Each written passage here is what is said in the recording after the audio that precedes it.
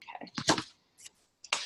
Hi, sweethearts. It's Chantel from Sweet Job Spot. Today, we have a special guest for you. His name is Ben Nader. His claim to fame is leaving corporate America to start a recruiting agency that made $136,000 in the first 6 months. So most of his content is about recruiting and teaching what he does to others. He likes to talk about making money online, business, working remotely, and just life in general. So you can follow him at Ben Nader on YouTube and join his fast-growing Facebook group called the Six Figure Recruiters. Hi, Ben. Hello, how are you doing? Thanks so much for the intro. You're welcome. How are you? I'm doing quite well today. It's finally sunny out here in Seattle, so we're pretty happy about that. Sun in Seattle. I actually heard, I live here in Atlanta, and I was told this might have been 1 or 2 years back that it had rained more in Atlanta than it did in Seattle that year. You know what? That's true. It's a well-guarded secret, and we try to keep it secret. But there's actually more rain in other states. It's just more spread out in Seattle. So it's more of a long-term drizzle. You know, that's the type of deal it is. Yeah. Okay, good to know. Yeah. So tell me a little bit about how you got started here with recruiting. Like, what was your journey? Yeah, for sure. So I have a background in sales. So I had been in sales for about 5 years, 4.5, 5 years. Advertising sales, software sales. I was in some account management roles, things like that.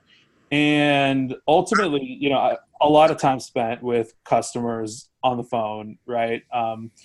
And working deals, you know, we're trying to sell people really, really quickly and things like that. So I basically kind of picked up a ton of, you know, sales acumen, if you will.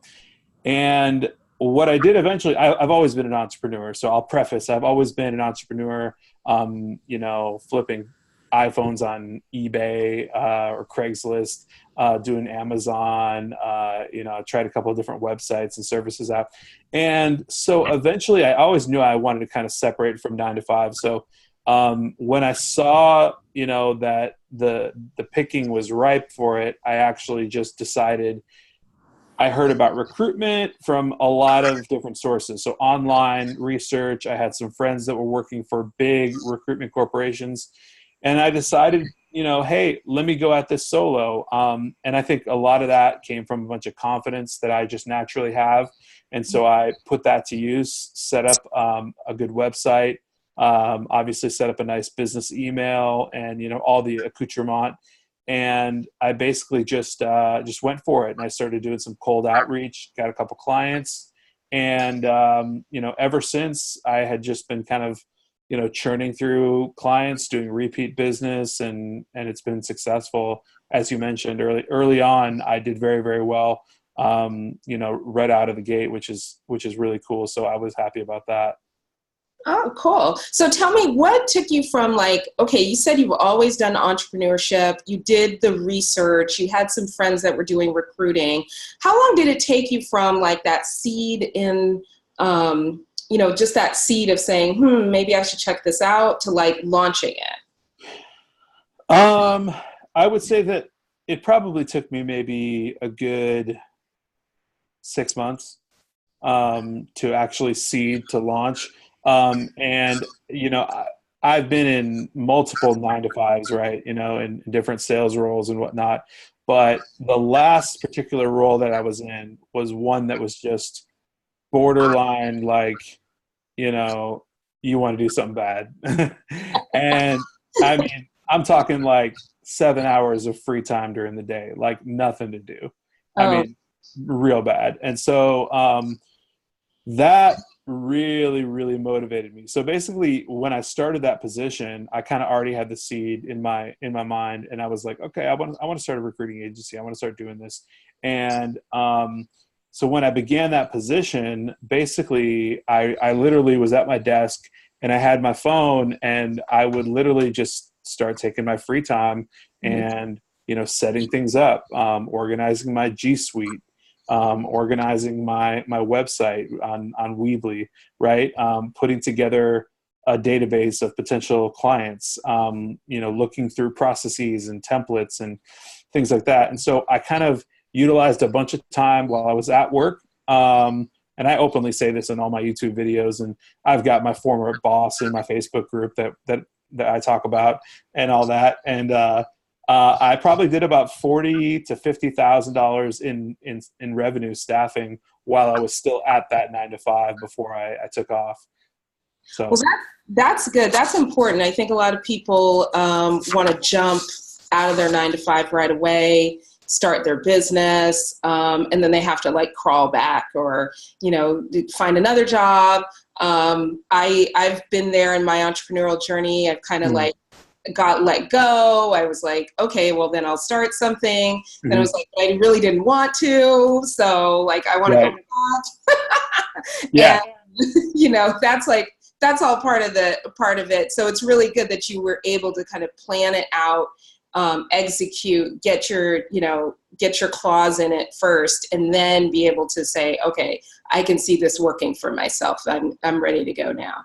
Right. Totally. Yeah. I think it's a really good point that you bring up. So, you should never do anything to, you can use motivation however you want. If you want to prove something to somebody else or prove things to your family members or prove things to, that one guy that didn't think you could do it or that group of people that didn't think you could do it, that's all great.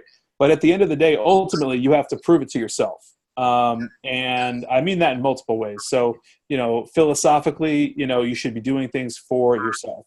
So I started my recruiting agency because I want to work out of my home office and have freedom to do whatever I want, whenever I want, take calls whenever I want, and kind of run my own show.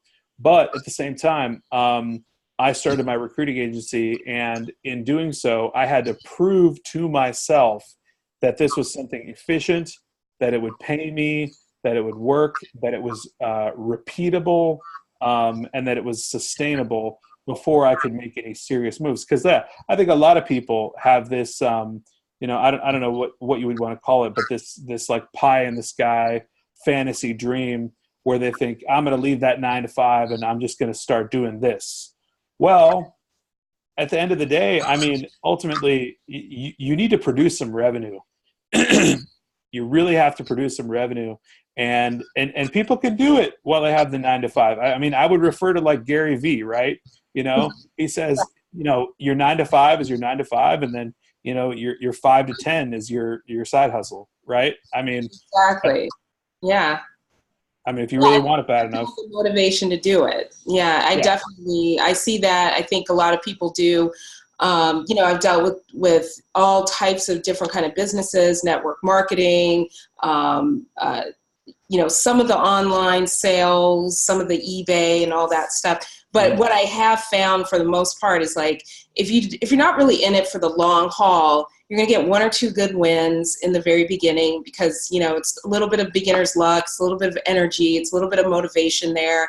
And then, it's real easy to peter out and say, I only made like, $1,000 or whatever. I did really well my first month. And the first couple of weeks I was going at it. And then you're like, and then it's crashed and I didn't know what else to do. So, right.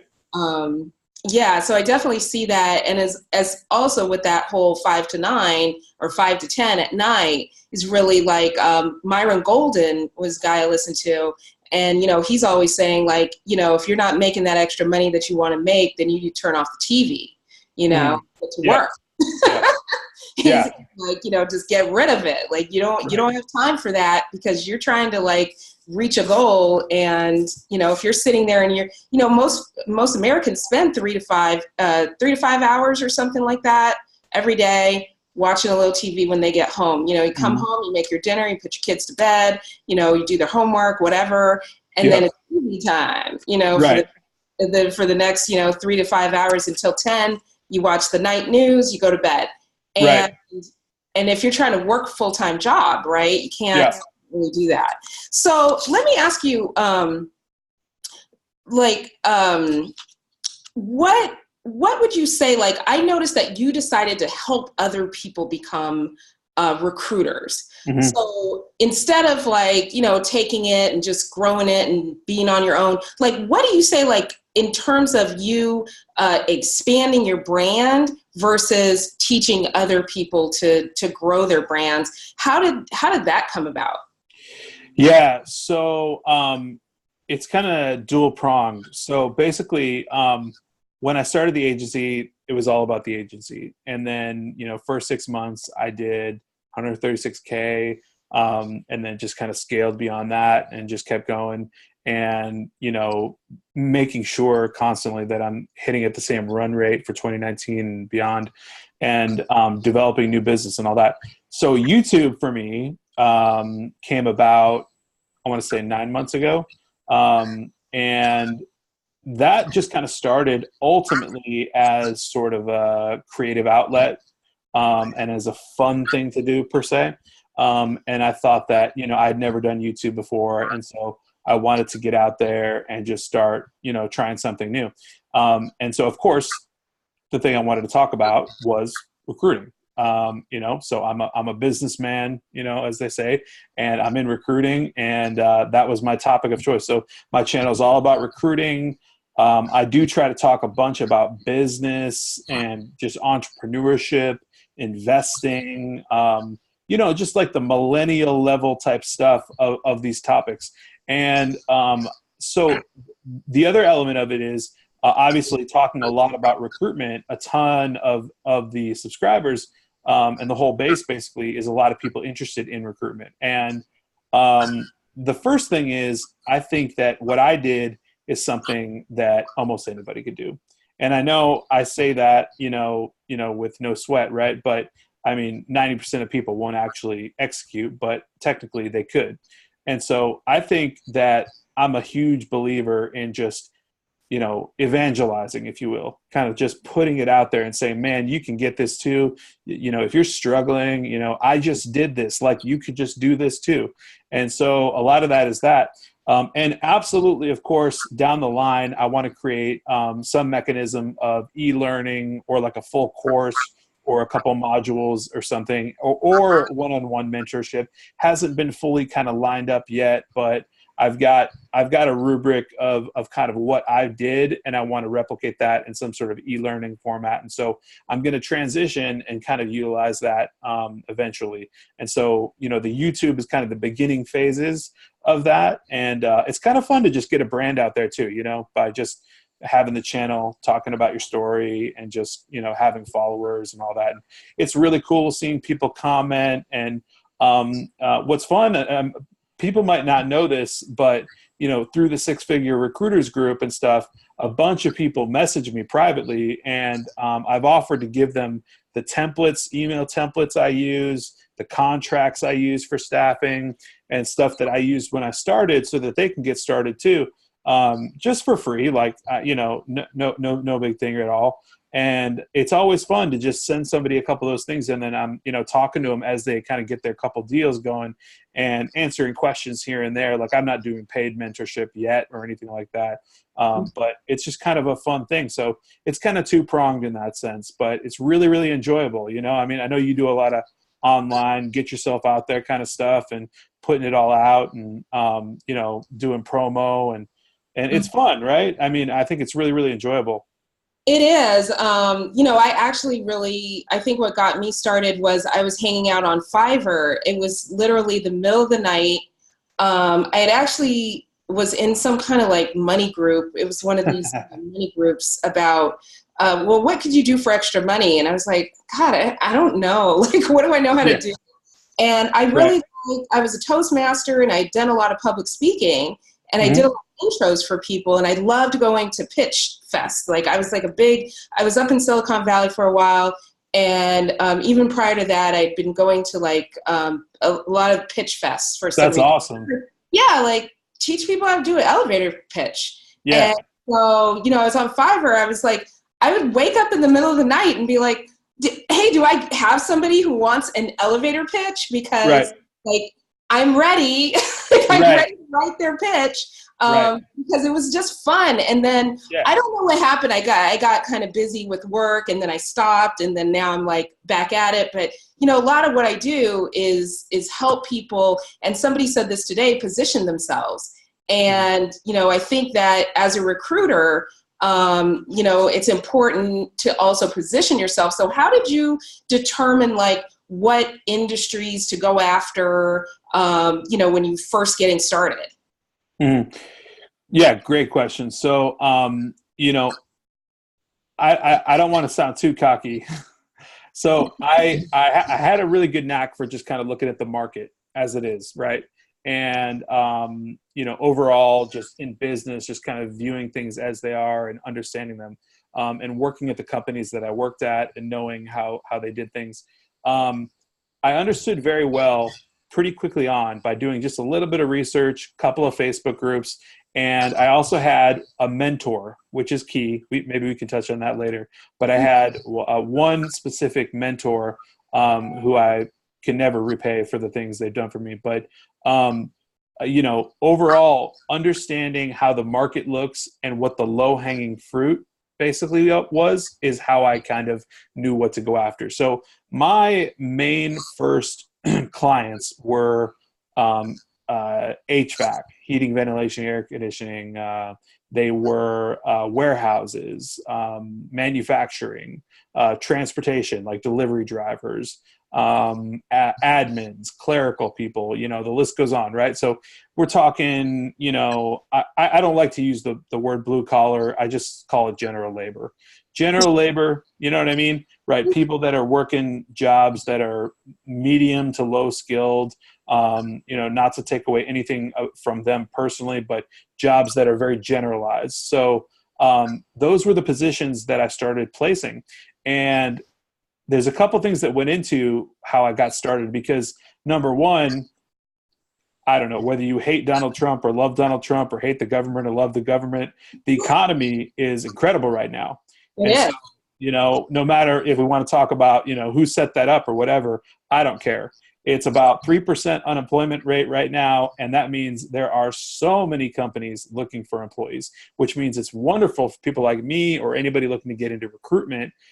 It's crazy. So, basically that plus going into the right market at the right time and having mentorship and knowing exactly what to do kind of got me right into the spot. And so I was able to be successful kind of right off the bat. That's awesome. And then you talking about mentorship there. How did you find a mentor? So And one more question, yeah. actually, I'm going to add to that. And how would you differentiate a mentor from a coach? Great question. That's a really good question, and I think I have a good answer for it. So I found my mentor in a Facebook group, and I think Facebook groups are highly underrated. I think that you can find immense value in checking out Facebook groups and talking to people, getting ideas and concepts. I mean, it's literally just real people online congregating in a digital space. And so at any rate, I found my mentor in a Facebook group because I asked a question about staffing. And I said, what's a good market rate that you would charge a company like this? Somebody commented back. I PM'd them.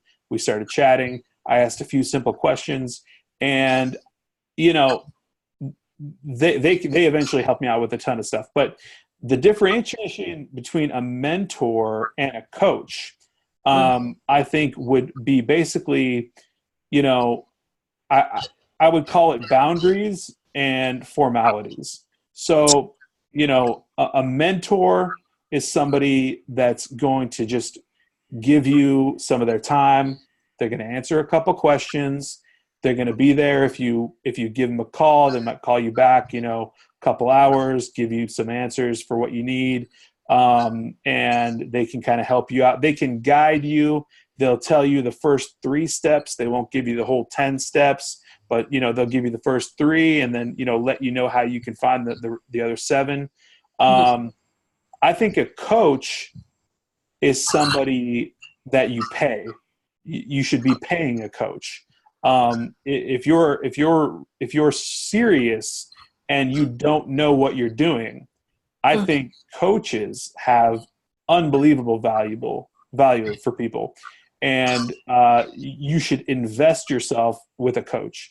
And the difference between mentorship and coaching, I think, is that the coach then is obligated to, give you every single item that you need to actually succeed 100%, given that you've actually paid them, and you've invested in yourself by paying them. Good coaches and things like that, like yourself, you coach people.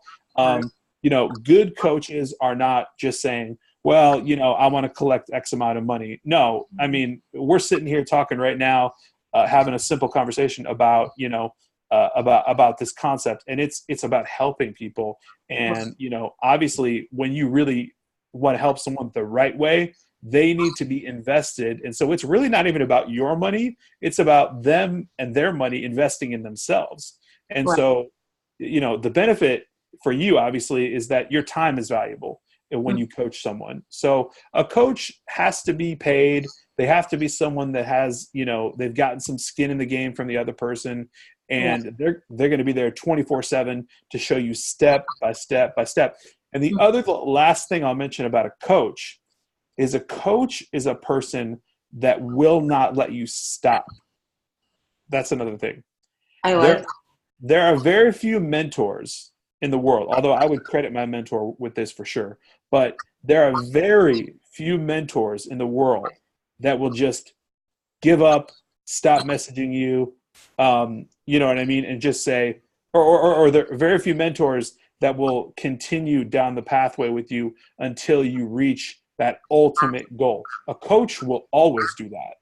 Right. Got it.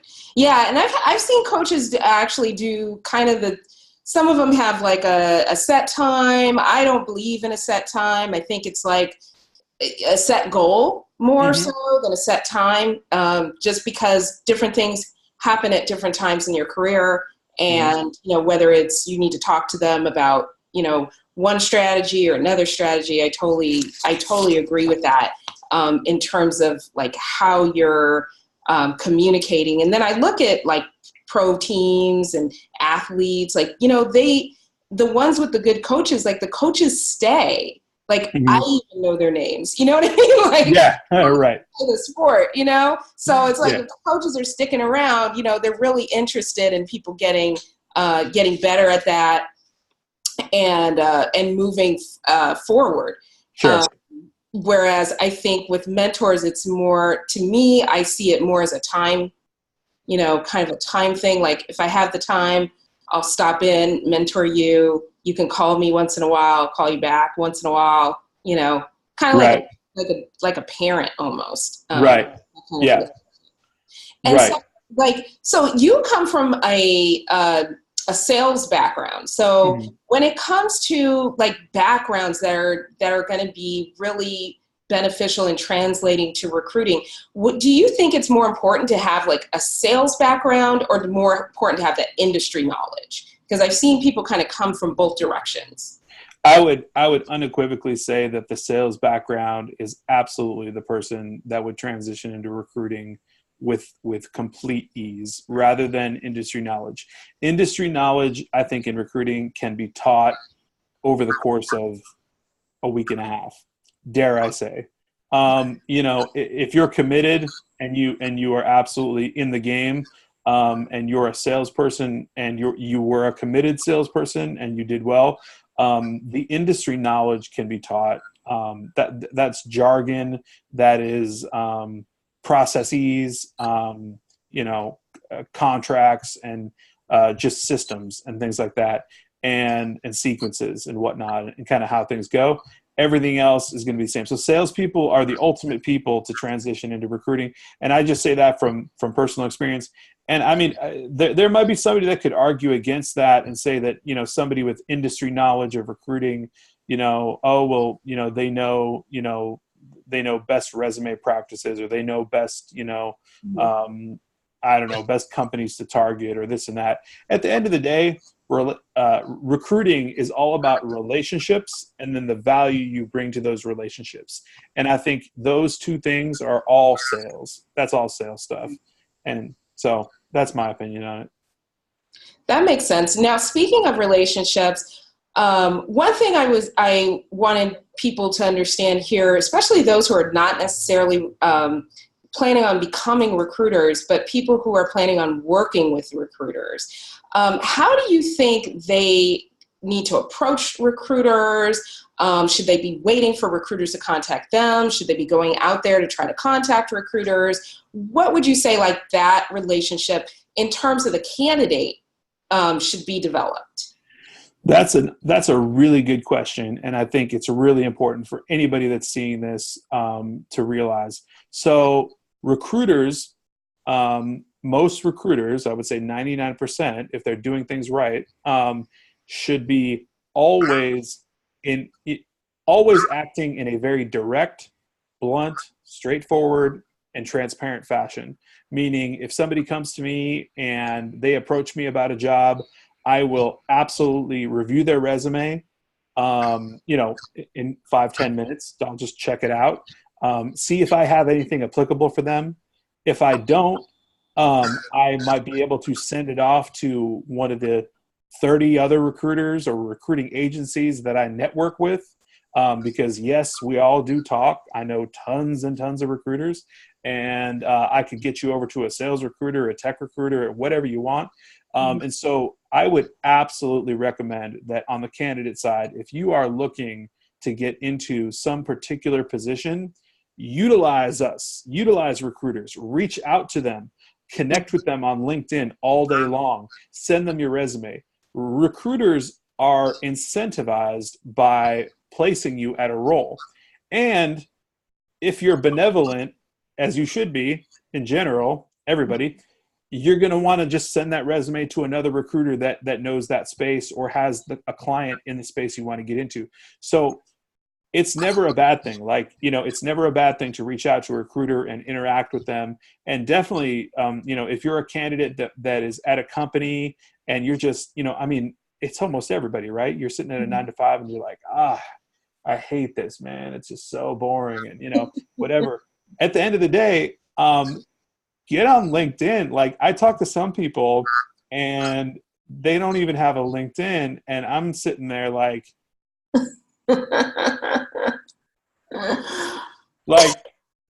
I don't know where to start, because I'm like, if you want to make a move, you have to get on LinkedIn. Yeah. And you have to connect with recruiters. That's what I would say. So yeah, absolutely do it. Yeah, by all means. Don't hesitate at all. Awesome. Yeah, because I don't know. I get different things from different recruiters saying, why you guys are inboxing me? I can't help you. I'm like, okay, I get that you might not have a position, but, if they can't help you, they should just be able to tell you that. Yeah, no, if they can't help you, they just can't help you. I mean, that's all it is. That's all there is to it, Mm-hmm. Now, have you ever dealt with I hear there's something that some recruiters do and kind of like blackball people when they apply to certain positions or roles. Do you earmark people, or how do you know okay, this person might be a good candidate for the future, or I don't think I'm really ever going to talk to that person again? Is there like a litmus test or anything like that? Oh yeah. So I mean, recruiting is very akin to just real life. I mean, all we are is we're brokering. I mean, to oversimplify everything, we're brokering human resources, right, in the labor market. That's what we do. So we have people that want to hire people, and we are brokers finding that particular talent to match up with that particular hiring manager or company, as it were. And so blackballing people or kind of saying, notating like whoever they were. Maybe I'll give a simple story. So we spoke with a candidate one time who at the time, informed us that they had, amazing qualifications as an SDR. And for those watching that don't know sales, that means sales development representative, which is basically the person that you would talk to before you get passed off to an actual salesperson. So they qualify leads. So they talk to like a lot of people all day long. And they had told us they had all these qualifications and they were, really adept at what they did and whatnot. And so they kind of fooled everybody all the way up until the offer letter and start date and everything. And I think they worked probably 4 days, and it became immediately apparent that they had never done SDR work, and they were not an SDR, and they did not know how to do what they said they did. They talked a really good game, but at the end of the day, obviously they got let go, and that happens, right? I mean, if it's, and the thing is, I really don't even think the person was intentionally trying to scam or do anything weird. I just think that they thought they had some of those skills, but they really didn't realize they did.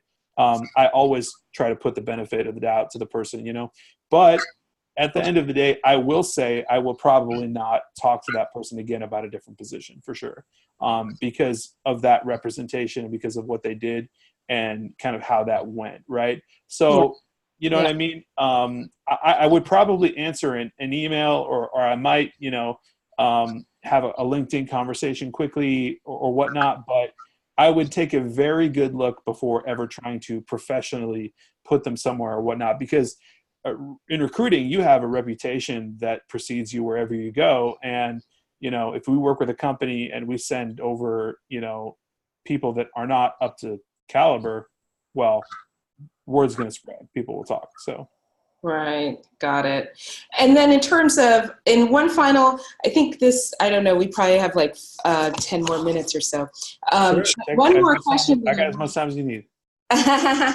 Well, one more question I did want to ask you as well was the ATS systems. Mm-hmm. So now you got recruiters on the ATS systems, you got companies saying we have our own ATS system and people just apply on our website. And then you have, candidates going, how do I get in, or what do I need to put in, or how do I get people to look at my resume?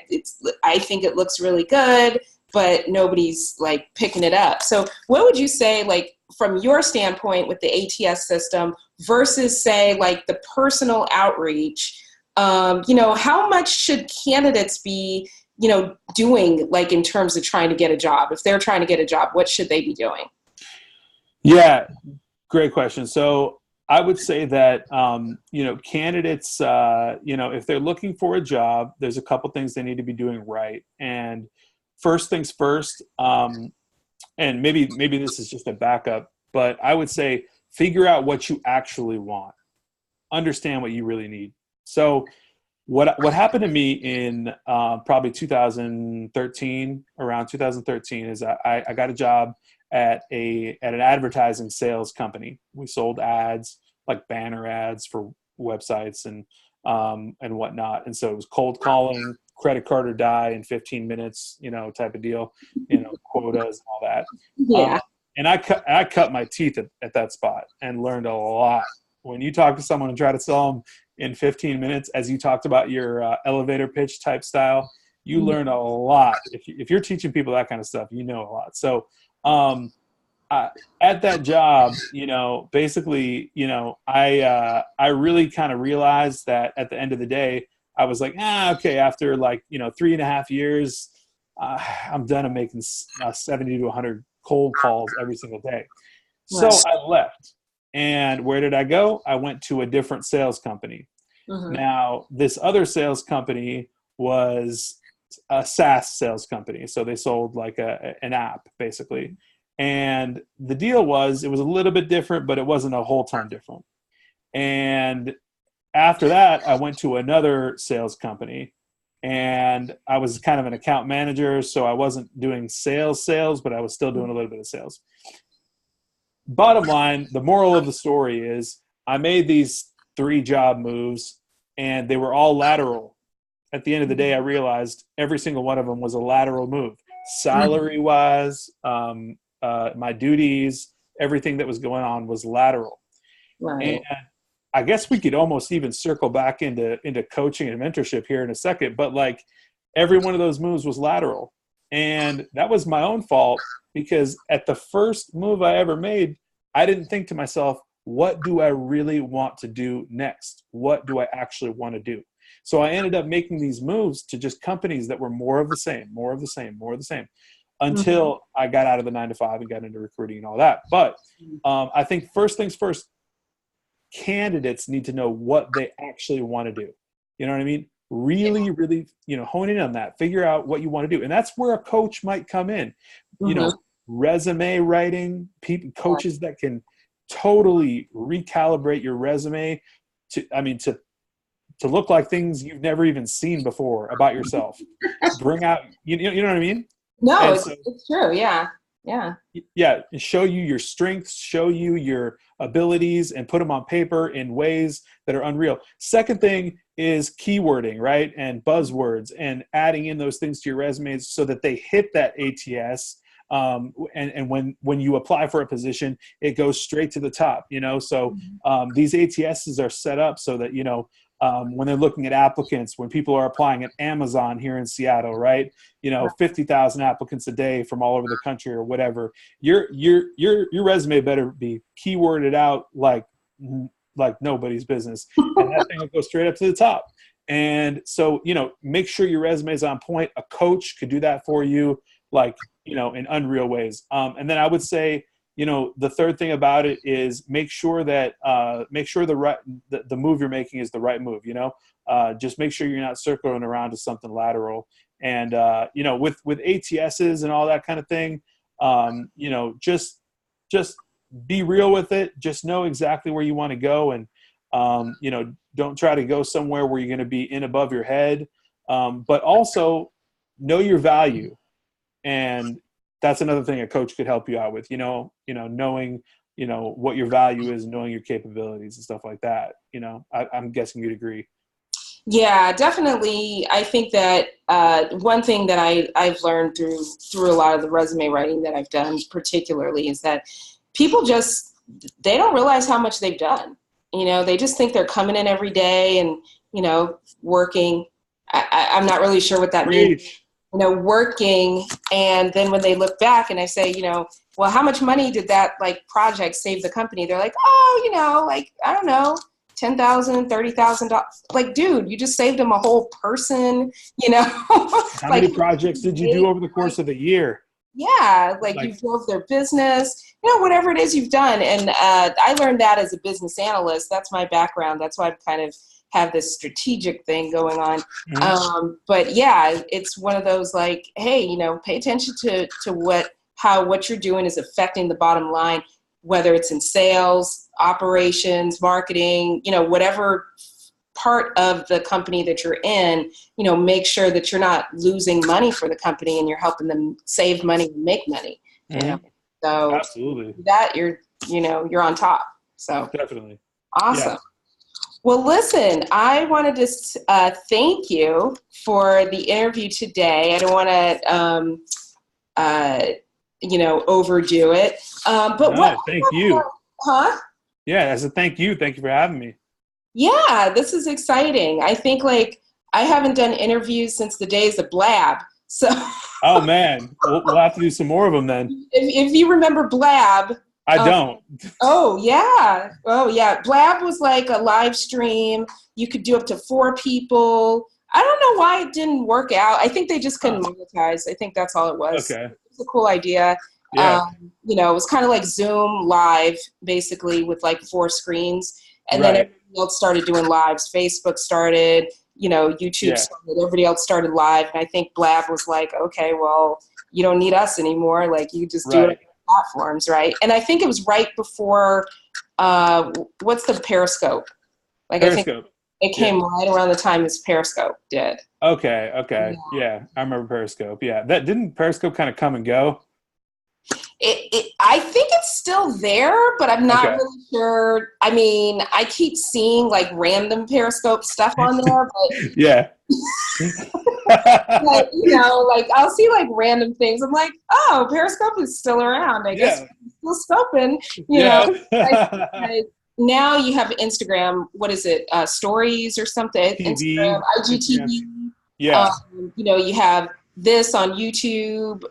This could have been live. I didn't realize at the time we could have done a live YouTube. Next time we'll do it. One person would have watched because my live stream following is not I don't know. I just don't have a live stream following. I have more like replay followers. Yeah, sure.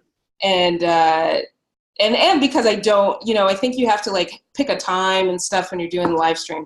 To So, optimize, yeah. yeah, you got to be like somebody who does it every day at 8 a.m. or something. And Right. yeah, I don't know if that'll ever happen with me. Yeah. I'm try, but Right. we might not hit it every day at 8 a.m. So, Right.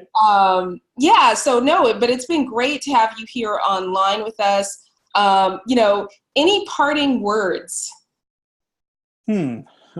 Deep. So I would say that, I'm just like everybody else. I work the same types of jobs that a lot of people are probably watching right now that work. And I think that, the only step that I really, really took is to just jump outside the box and actually believe in yourself and, really, truly, put what you want in your mind, ponder on it, focus on it, put some action behind it, 10x that action and really, really go after it. And you will absolutely surprise yourself at some of the capabilities that you have. If you had told me a year ago that I'd start a recruiting agency and it would be successful off the bat and I would have, X amount of business coming in and stuff like that, I would say no way. But you really truly have your own choices in your own mind, and you get to make those every single day. And so truly figure out what it is you want to go after, put that in your mind and go after that. And you will be able to obtain it. So long as you stay the course, use whatever tools you need, and, get help, get advice, get mentorship, coaching, whatever it is, and follow your pathway. And, I don't want to get all crazy Gary Vee or anything right now, but that's it. Just put your mind to it and you'll get it. All right. Well, thanks so much, Ben Nader. And I'm going to Thank have you. this information. Hopefully I will figure out how to like put the little thing on it so people can click on your thing to subscribe on YouTube. Sure. And That'd be cool. and thanks, sweethearts, for visiting us here on Sweet Job Spot. And we will see you next time. Bye-bye. Bye, guys. Bye.